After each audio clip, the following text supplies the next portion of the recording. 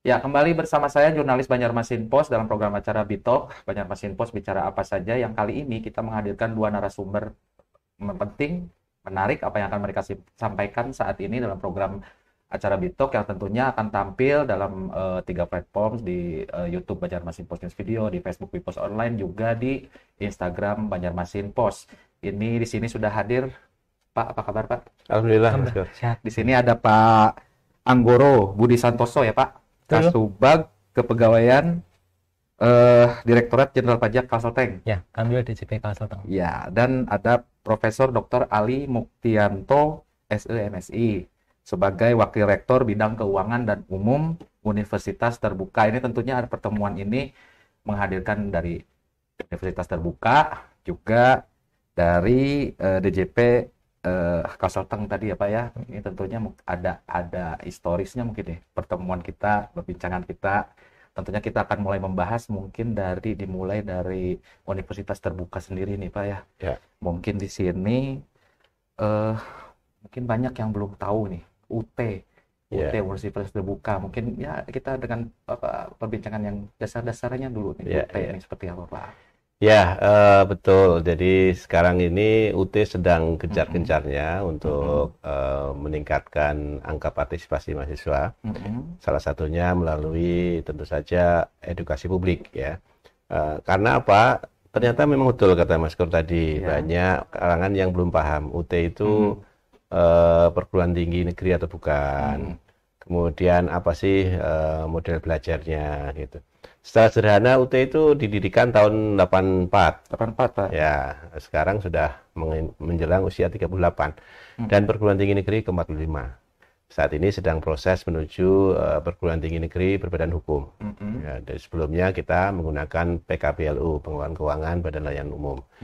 Nah, itu sementara kalau yang membedakan UT dengan yang lain adalah kita ini satu-satunya perguruan tinggi negeri yang mengedepankan sistem belajar terbuka dan jarak jauh. Nah, itu yang umum saja. Sehingga di keadaan sekarang ini, di musim COVID ini, ya hampir sebagian masyarakat, bahkan praktisi pendidikan tinggi khususnya, ya mendadak UT. Karena mereka harus menggunakan salah satu modus dari UT, yaitu pembelajaran online. Pembelajaran online. Ya. Oke, kita simpan dulu apa penjelasan dari Bapak. Pak Anggoro, kehadiran Bapak ini menyangkut UT ini apakah lulusan atau lagi kuliah atau bagaimana nih Pak? Ini Pak, kami sebagai end user, pengguna jasa UT, kurang lebih seperti itu. Karena sebagaimana kita ketahui bahwa dalam rencana strategis DJP, Direktorat Jenderal Pajak, itu ada satu poin di mana bahwa ada proses pengembangan SDM. Iya, pengembangan SDM yang integritas, terus yang profesional, dan yang bermotivasi tinggi. Di mana di situ maka perlu sebuah penguatan kompetensi bagi para pegawainya. Makanya kemudian di situ salah satu pilihannya adalah dengan tugas belajar ataupun izin belajar. Di mana untuk pegawai terutama di luar Jawa sangat terbantu dengan kehadiran UT. Terutama untuk yang di daerah-daerah remote, kurang lebih seperti itu. Dan banyak nih Pak, banyak. Yang sudah jadi user seperti Bapak. Sangat banyak sekali. Sangat banyak. Kebetulan saya selaku pengelola kepegawaian itu menghandle 1.183 pegawai di lingkungan Kanwil DJP Kalimantan Selatan dan Tengah, di mana berdasarkan data yang ada pada tahun 2021 kurang lebih ada 168 pendaftar yang mengajukan izin belajar, di mana 89% Pak itu mengajukannya ke UT, Universitas Terbuka. Karena kalau lihat dari kondisi geografi Kalimantan Selatan Tengah, itu luasnya 190 km persegi atau 1,5 Pulau Jawa Pak. Ada Pulau Jahu, ada Lamando, ada Muara Teweh. Itu sangat terbantu dengan kehadiran UT. Seperti itu. Yang terjauh di wilayah Kalsel yang masuk ke UT dari mana Pak? Kalau untuk yang wilayah Banjarmasin terjauh berarti ada Batu Licin dan Tanjung serta Barabai. Kalau untuk yang Palangkaraya itu yang terjauh adalah Lamandau dan Muara Teweh. Lamandau ya. Itu berarti ada kemudahan dalam membagi waktu dengan pekerjaan mungkin dengan kuliah juga. Iya, tadi seperti disampaikan oleh Prof. Ali tadi bahwa yang menginisiasi pendidikan jarak jauh itu adalah UT. Ada flexi time dan flexi space. Jadi bisa membagi waktu dengan baik dan tidak terikat dengan batasan waktu. Karena sesuai dengan aturan di internal Direktorat Jenderal Pajak, batasan untuk melakukan izin belajar itu ada batasan jarak, Pak. Selain UT itu maksimal hanya 60 km. Khusus UT dan kampus lain yang mendapat izin pendidikan jarak jauh itu bisa lebih dari 60 km. Makanya mahasiswa UT itu banyak yang berasal dari Direktorat Jenderal Pajak. Benar, Pak? Karena statusnya ada aturan dari kepegawaian juga supaya nggak terlalu jauh gitu ya. Iya, kuliahnya gitu. Ada batasan ring jarak. Ya, UT sangat membantu memang karena memang kita kan sistem terbuka. Terbuka, siapa saja boleh masuk ke UT, tidak dibatasi usia, kemudian tempat, kemudian proses belajarnya bisa diatur sendiri oleh mahasiswa gitu. Dan yang paling utama adalah fleksibel. Namun tidak mengurangi mutu pendidikan tinggi itu sendiri gitu. Nah, di masyarakat itu banyak salah paham. Jadi ada yang memandang kelas jauh dengan jarak jauh itu beda banget. Yang disebut oleh Mas Anggoro tadi itu yang dilarang itu yang kelas jauh, yang maksimum perguruan tinggi tatap muka itu hanya jangkauan itu 60 km. Lebih dari itu mahasiswa atau pekerja atau pegawai yang kuliah di luar jangkauan lebih dari 60 itu kan namanya kelas jauh ya. Mereka tidak bisa diakui jasanya. Sementara kalau sistem kita yang jarak jauh ini terbebas dari itu semua. Karena belajarnya tadi dengan menggunakan media. Nah, bisa dijelaskan nih Pak, dengan media ini bagaimana ini? Secara sederhana, jadi sistem belajar jarak jauh itu adalah proses pembelajaran yang terpisah antara pembelajar dengan sumber belajar. Nah, keterpisahan ini itu difasilitasi oleh media. Media secara gampangnya itu dibagi menjadi 3 kelompok besar: tercetak, tersiar, dan terekam. Nah, tercetak itu merupakan bahan utama kita, bahan belajar kita, disebut dengan bahan ajar cetak. Ajar cetak itu disiapkan oleh UT khusus memang bagi pembelajar jarak jauh, yang memiliki 3 karakteristik utama. Dia harus self content, jadi semua bahan harus ada di situ. Mahasiswa tidak perlu lagi mencari sumber yang lain. Kemudian self explanatory power, dia harus memiliki kemampuan untuk menjelaskan bahan-bahan ada di situ. Jadi tidak perlu ke sana sini. Dan yang terakhir, dia harus self instructional. Jadi mahasiswa cukup kalau dia belajar dengan disiplin, maka dia akan terbimbing. Terbimbing untuk menuntaskan pembelajarannya sehingga kompetensi yang dia inginkan akan didapatkan. Nah, in case ketika ada mahasiswa yang memang perlu bantuan belajar, maka kami siapkan yang disebut dengan tutorial, baik online maupun tatap muka langsung, daring maupun luring. Jadi kita siapkan semuanya. Nah, ini seperti etalase pendidikan tinggi. Jadi mahasiswa mau belajar dengan gaya apa silahkan.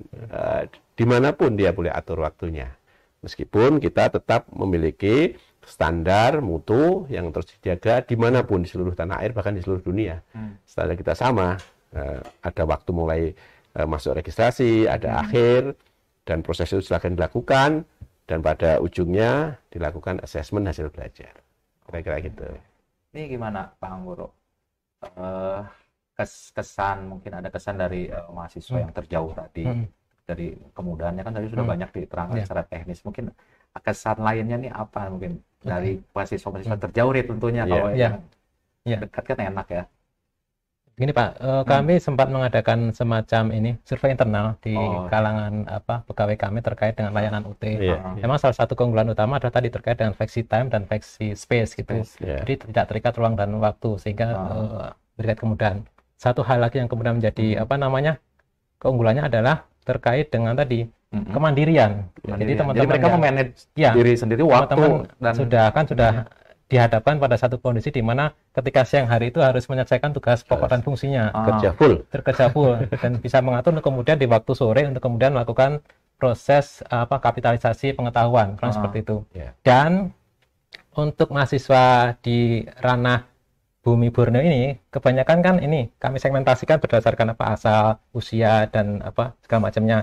Itu kebanyakan kan banyak berasal dari ini Pak, dari luar pulau. Jadi mereka itu kan berarti harus membagi waktu dan membagi kapital, uang gitu. Jadi mereka keluarga muda membagi keluarga dengan anak-anak mereka dan biaya transportasi ketika pulang. Dengan adanya UT juga biaya sangat membantu gitu. Karena UT itu kampus yang datangin mahasiswa, bukan mahasiswa datangin kampus. Ini kelebihannya UT. Jadi biaya transportasi menjadi nggak dikeluarkan ya. Tapi itu full 100% jarak jauh atau ada sewaktu-waktu harus datang ke kampus juga, Pak? Ya, di era teknologi ini semuanya serba mungkin. Bahkan tanpa datang ke kampus pun, ke kantor kita, itu bisa dilakukan oleh mahasiswa. Kami punya kisah ini, Mas Anggoro. Salah satu pegawai pajak juga kalau nggak salah itu di pedalaman Kalimantan Tengah. Dia lulus SMA, kemudian daftar di UT. Dia mengandalkan bahan utama saja tadi, bahan ajar cetak, lalu dia ikuti secara serius. Dia lulus dengan tepat waktu dan jadi lulusan terbaik pertama di akuntansi dulu tuh. Saya masih ingat itu. Luar biasa. Jadi jauh Pak dia. Iya, karena tadi kampus yang mendatangi dengan media-media tadi, dia ikuti semua.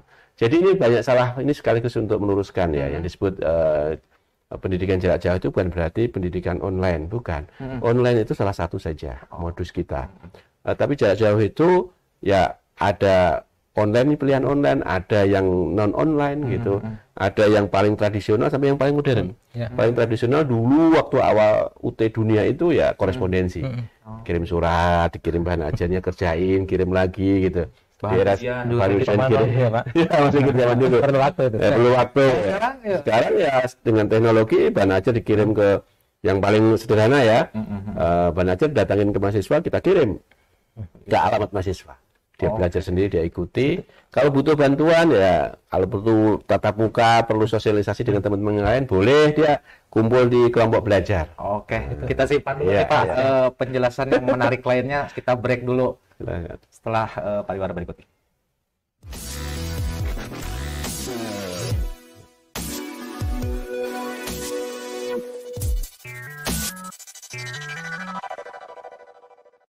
Berjumpa lagi dengan saya Tania Anggraini dalam program Heboh Banget, Pasti Heboh.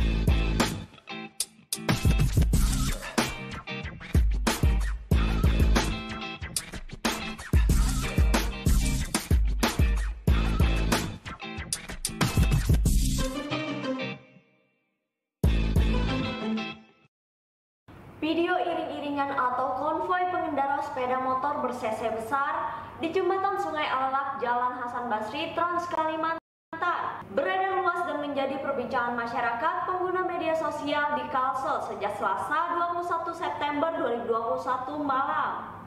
Tawuran remaja di kawasan Siring Menara Pandang Jalan Pierre Tendean pada Minggu 26 September 2021 kemarin berbuntut 14 remaja diamankan di Polsek Banjarmasin Tengah. Tidak hanya mendatangkan masing-masing orang tua remaja tersebut, guru mereka pun turut dihadirkan di Polsek.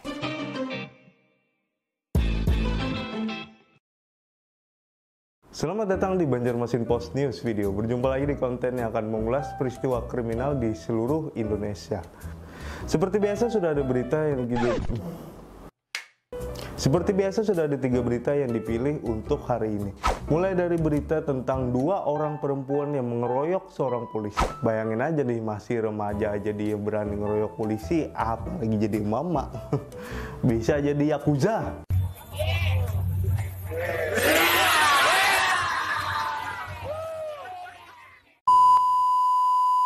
Masih bersama saya Apri Eke Babaroka, inilah Crime Story.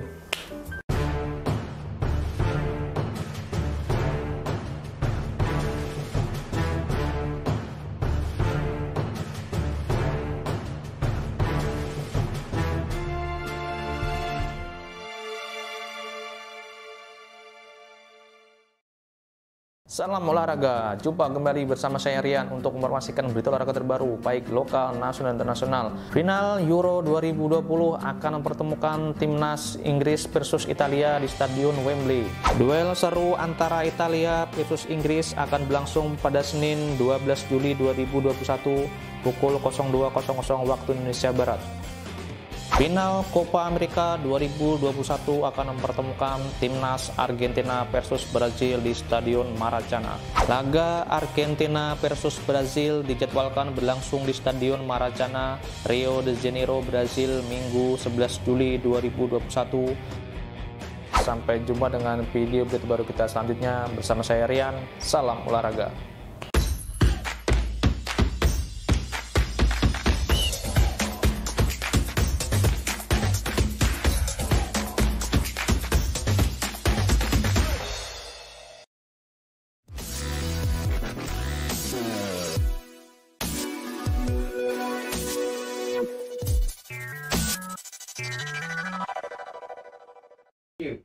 Ya, kembali lagi dalam program acara Bitalk Banjarmasin Pos bicara apa saja.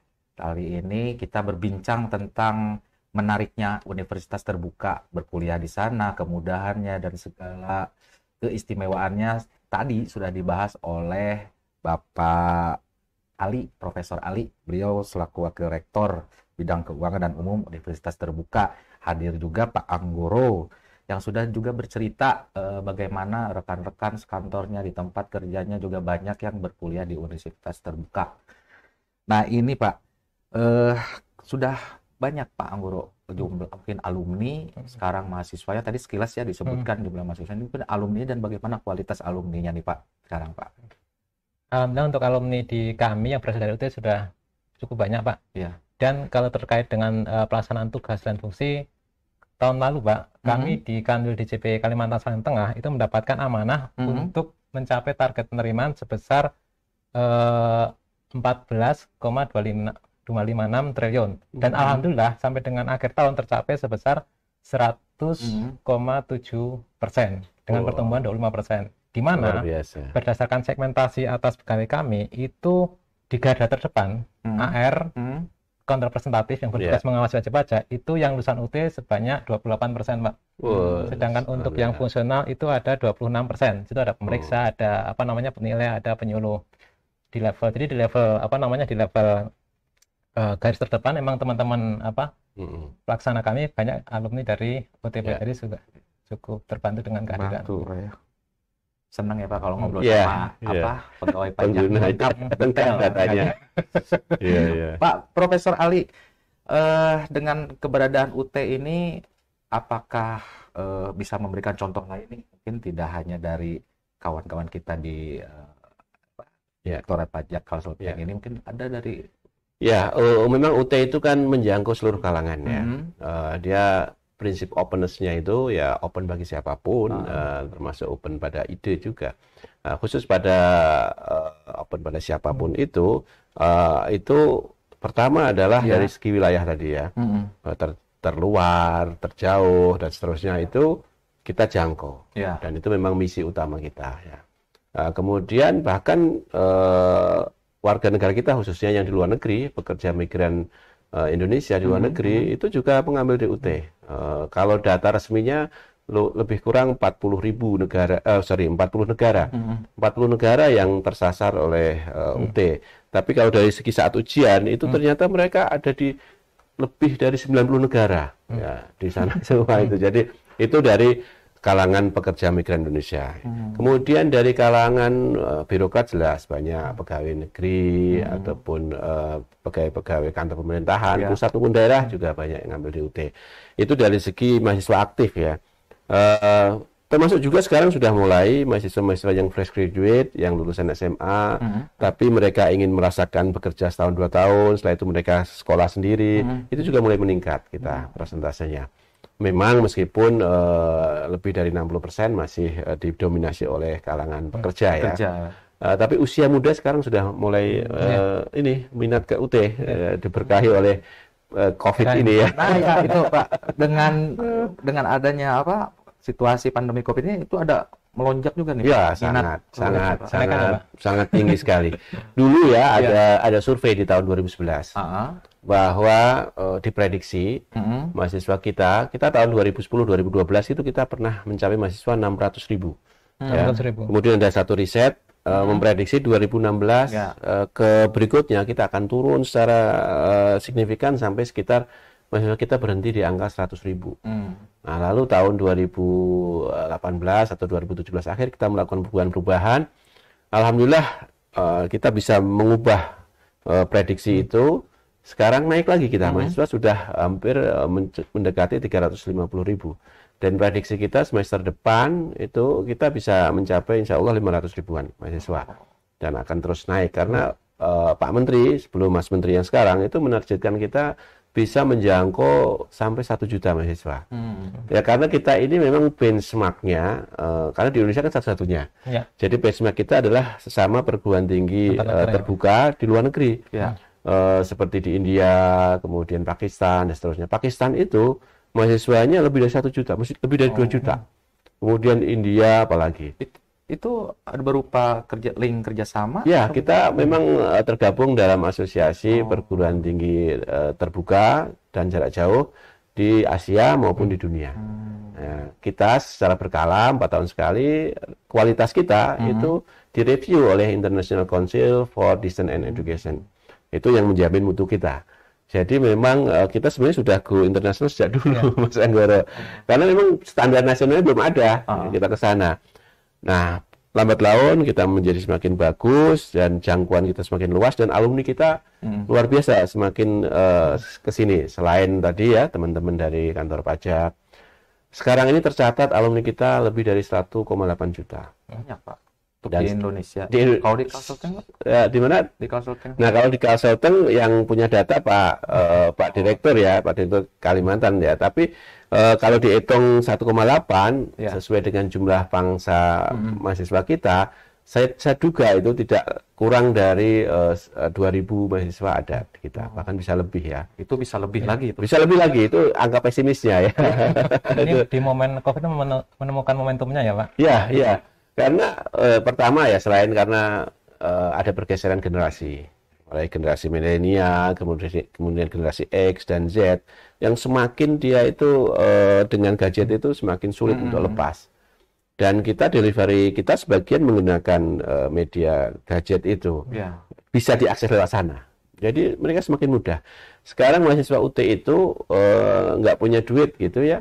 Cukup dia registrasi, tidak perlu beli bahan ajar cetak, dia mendapat bahan ajar digital gratis. Asal matanya kuat saja. Lihat gadget yang itu.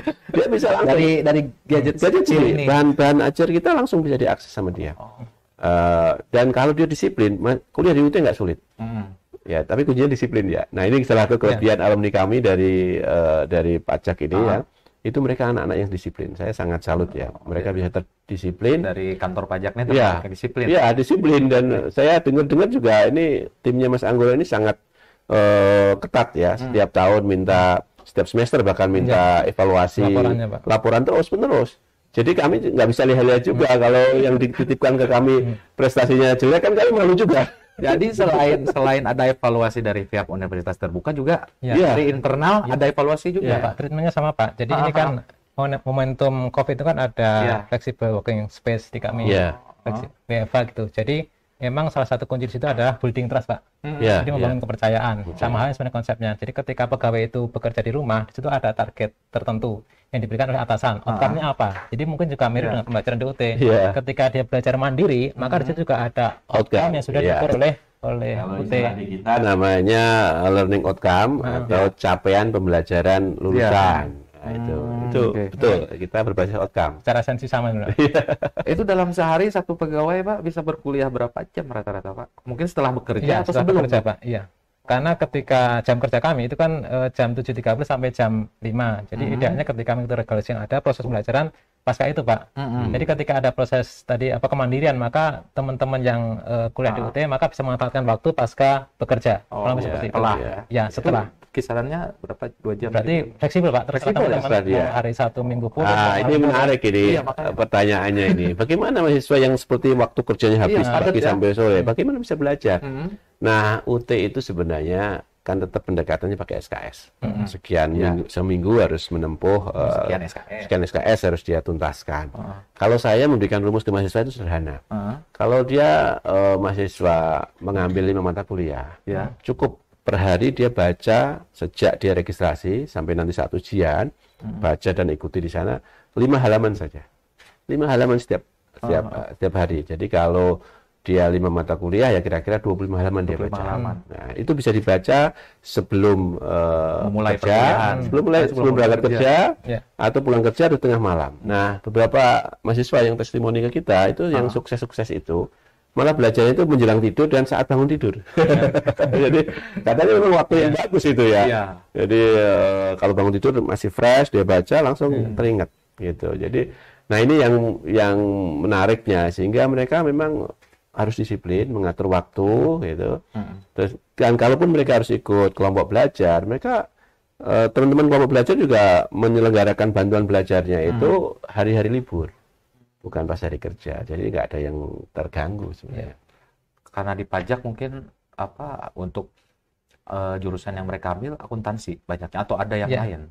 Kalau segmentasi di kami itu ada D3, ada S1 dan S2. Proporsi terbanyak di S1, Pak. S1. Ya, S1 terbanyak manajemen, yang kedua adalah akuntansi.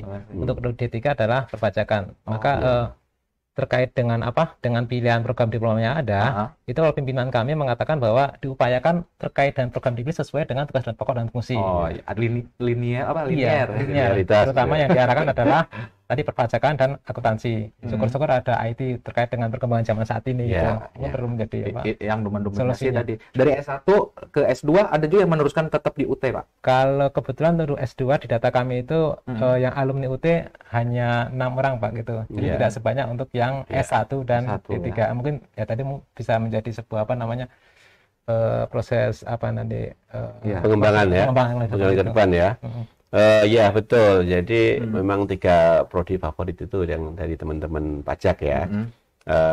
Dan insya Allah kita akan segera buka S1 perpajakan juga. S1 perpajakan ini baru nih, Pak. S1 ya, kita akan kalau setahun 2 tahun ke depan kita akan buka. Kemudian kalau sistem informasi kita sudah buka, Mas Anggoro. Ya moga-moga kalau ada teman-teman yang ingin gabung di sana boleh saja sistem informasi manajemen itu di fakultasnya Sains dan Teknologi. S2 agak sedikit berbeda karena S2 itu lebih menentukan kemampuan analitik dan seterusnya. Ada preliminary-nya, ada tesnya, tapi tesnya untuk penempatan dan kecocokan prodi yang diambil gitu. Kalau yang S1 tidak ada tes sama sekali. Silakan jadi masuk secara saja. sederhana kalau mau masuk daftar berkas administrasinya syaratnya cuma 1, asal dia punya ijazah SMA.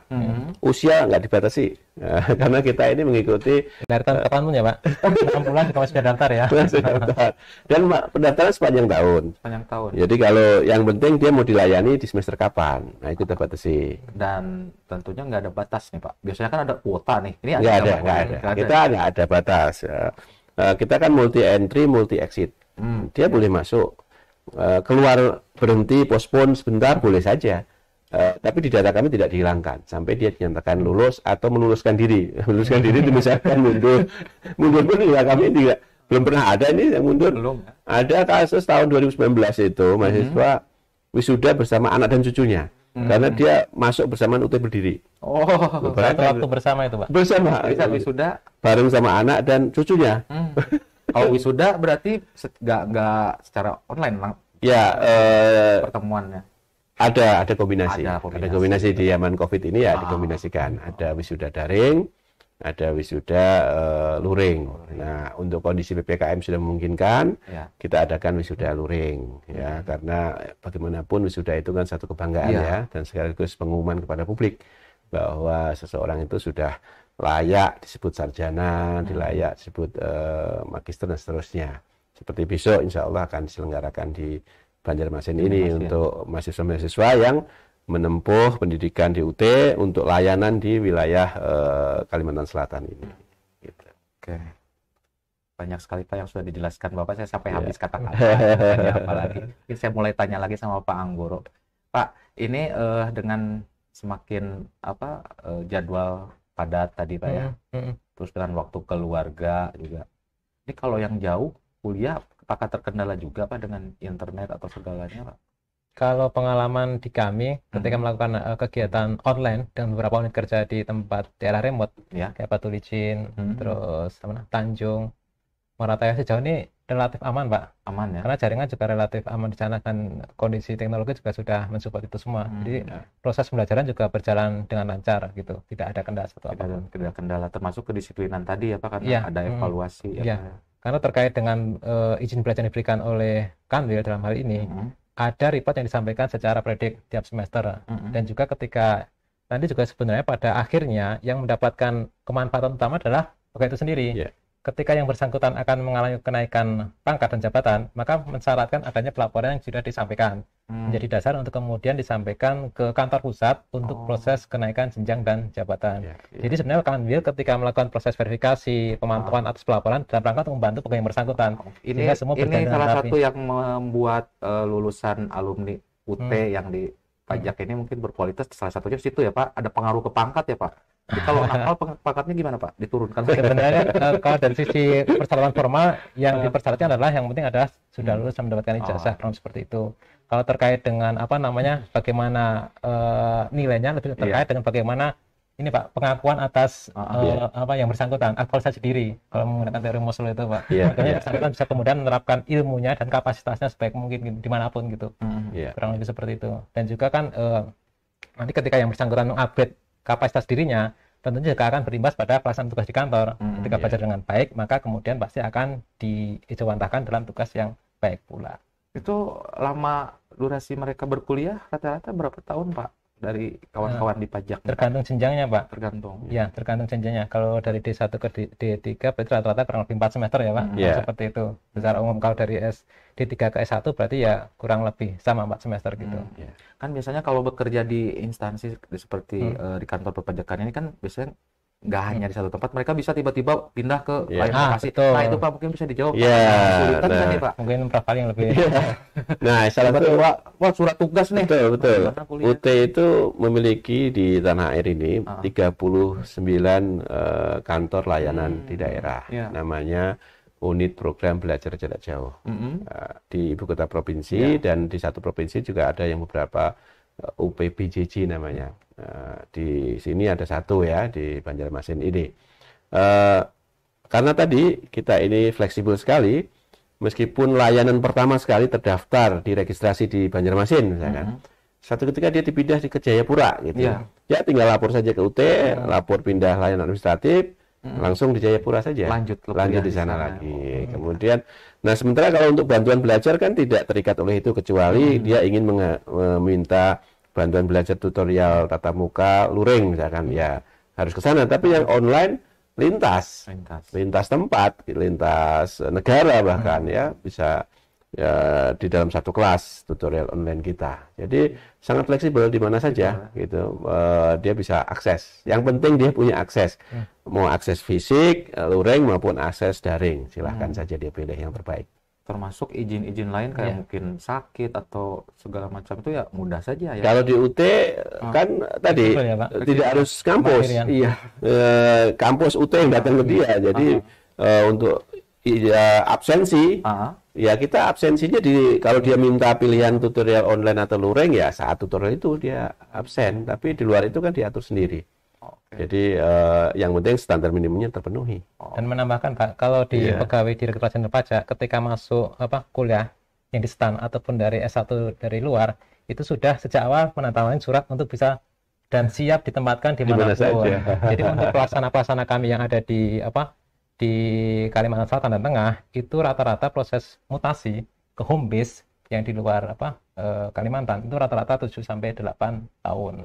Jadi sudah pada saat momen tertentu sudah bersiap untuk kemudian balik, maka itu juga tepat di situ. Terus untuk teman-teman fungsional itu rata-rata kurang lebih 3 tahun sudah untuk bersiap mutasi seluruh Indonesia. Jadi memang ada satu satu kondisi yang mau nggak mau harus siap-siap untuk dihadapi oleh teman-teman yang ada di Direktorat Jenderal Pajak, termasuk di Kanwil DJP Kalimantan Selatan dan Tengah. Banyak kemudahan yang dikisahkan tadi oleh Prof. Ali Anggoro. Kita akan break dulu Pak. Nanti kita lanjut lagi obrolan kita tentang Universitas Terbuka setelah break berikut ini.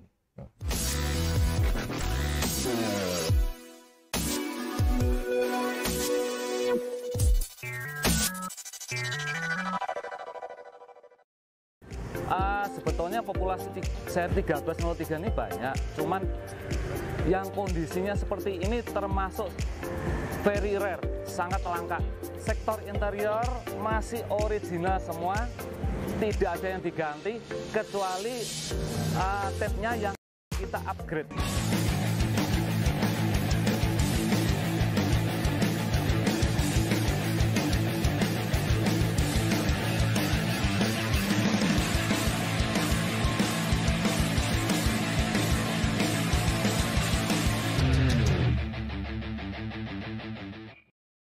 Nah, kalau hari ini saya mau ajak teman-teman buat minuman segar berbahan dasar timun.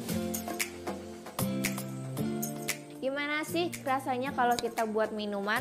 Langsung aja kita ke Dapur Everywhere.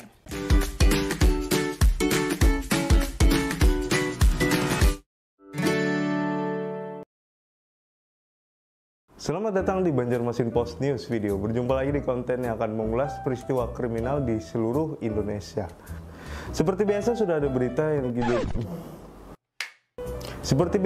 tiga berita yang dipilih untuk hari ini. Mulai dari berita tentang 2 orang perempuan yang mengeroyok seorang polisi. Bayangin aja nih, masih remaja aja dia berani ngeroyok polisi, apalagi jadi mama. Bisa jadi yakuza.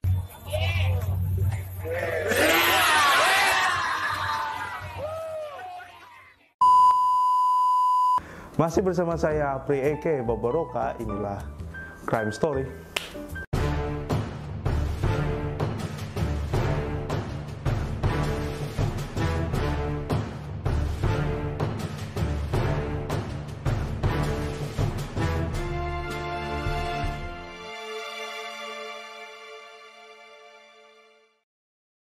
Berjumpa lagi dengan saya Tania Anggraini dalam program Heboh Banget, Pasti Heboh.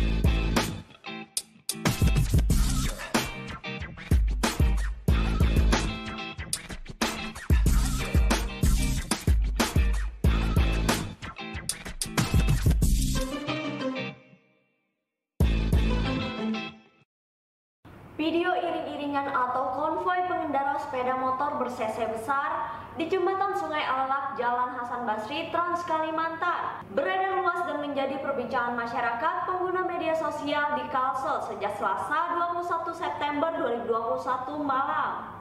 Tawuran remaja di kawasan Siring Menara Pandang Jalan Pierre Tendean pada Minggu 26 September 2021 kemarin berbuntut 14 remaja diamankan di Polsek Banjarmasin Tengah. Tidak hanya mendatangkan masing-masing orang tua remaja tersebut, guru mereka pun turut dihadirkan di Polsek.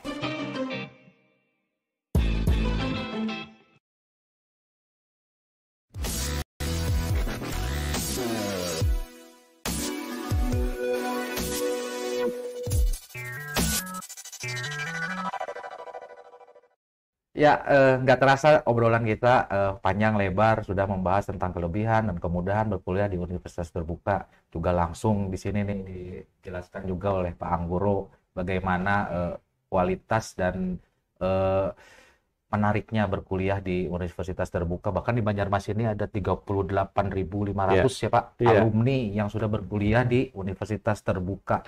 Nah ini Pak, mungkin dengan banyaknya alumni yang tersebar di Banjarmasin kan sudah 38.500 ini, mungkin ada masukan serta saran ini Pak untuk para alumni ini Pak, bagaimana? Iya, sekarang ini kan kita punya namanya Ikatan Alumni UT. Ada. Ya, sudah sangat eksis ya, dan sedang berulang tahun ini ya. IKUT. Sekarang dipimpin oleh Pak Muldoko ya, Pak Muldoko KSP kita ya.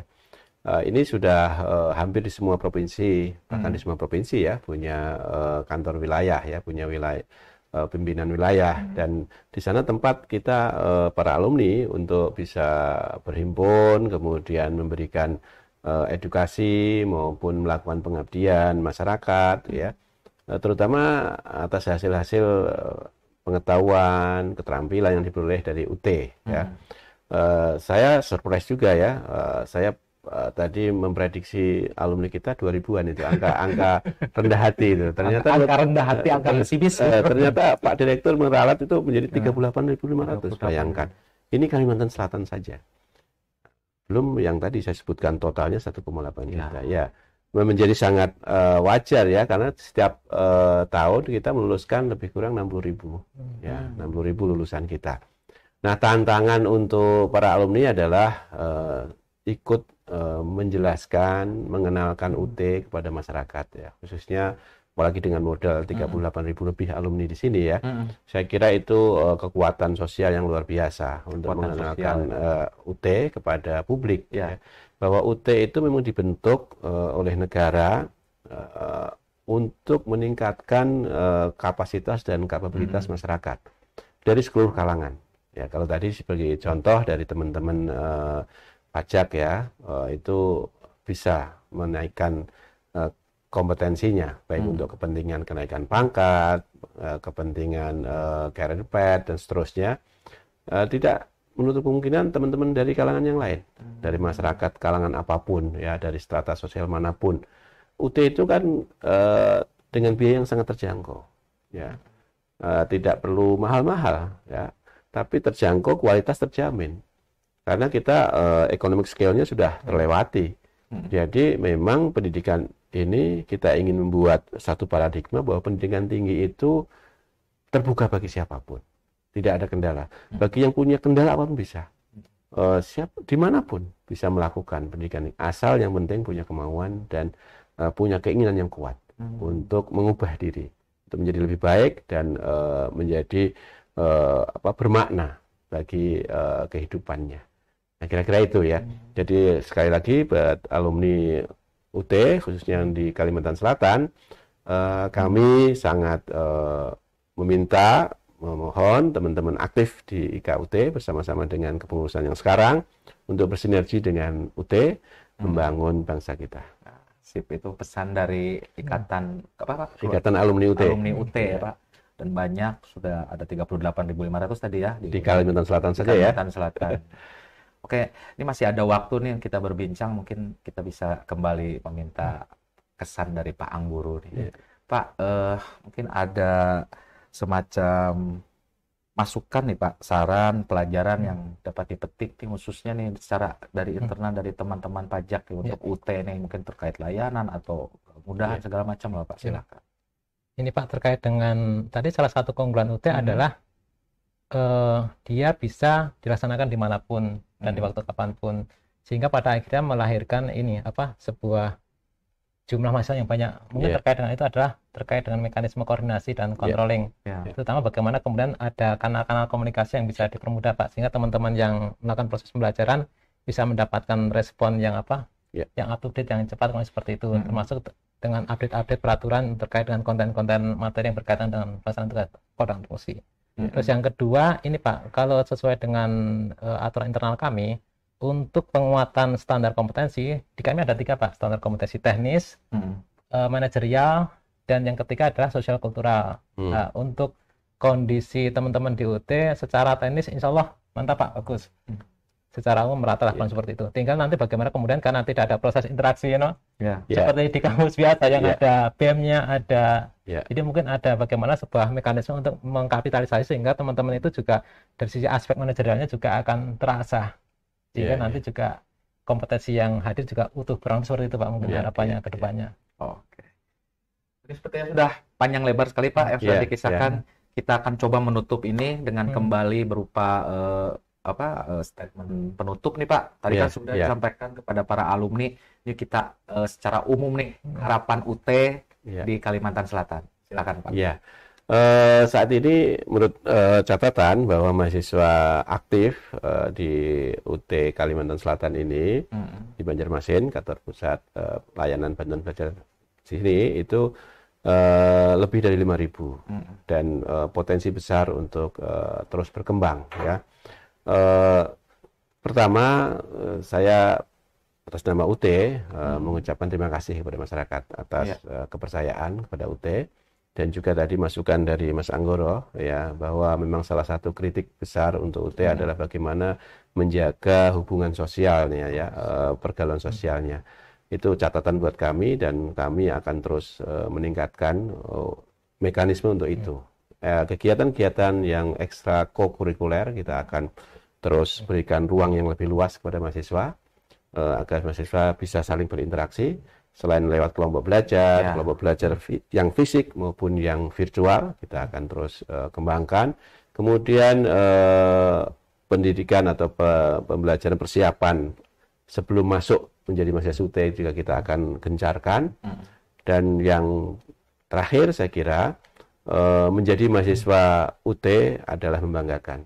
Ya, di era teknologi ini kita mahasiswa semua adalah bagian dari pendidikan jarak jauh kelas dunia, dan itu akan terus bertahan kalau mahasiswa juga bermental juara dunia dan alumninya juga bermental juara dunia. Oleh karena itu mindsetnya harus kita buka bahwa persaingan kita adalah bukan di dalam negeri, persaingan kita adalah go internasional, dan kita akan bersama-sama menuju visi UT yang itu. Oke, Pak Anggoro, tambahkan lagi nih. Terakhir, closing statement-nya untuk teman-teman yang masih berkuliah sekarang nih. Buat teman-teman yang DJP, yang kuliah di UT, agar senantiasa menghadirkan kapasitas yang unggul, yang utuh, sehingga nanti bisa memberikan kemanfaatan dimanapun. Dan selamat buat Prof. Ali. Ke depan semoga semakin bisa menghadirkan pendidikan jarak jauh kelas dunia, Pak. Dan simbiosis mutualisme antara DJP dan UT juga makin berjalan semakin bagus. Terima kasih.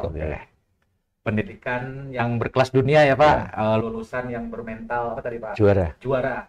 Tadi sudah disampaikan bagaimana istimewanya berkuliah di universitas terbuka, langsung menghadirkan juga Pak Anggoro dari teman-teman Panjaka Soteng, langsung ditimpali pembahasan yang begitu menarik dari Prof. Ali ya Pak, dari Universitas Terbuka Kalimantan Selatan ini. Kita sampai di penghujung acara dalam program acara Bitalk Banjarmasin Pos Bicara Apa Saja kali ini, dan kita akan bertemu lagi dalam segmen lainnya yang tentunya akan lebih menarik lagi. Demikian, saya jurnalis Banjarmasin Pos Kurniawan.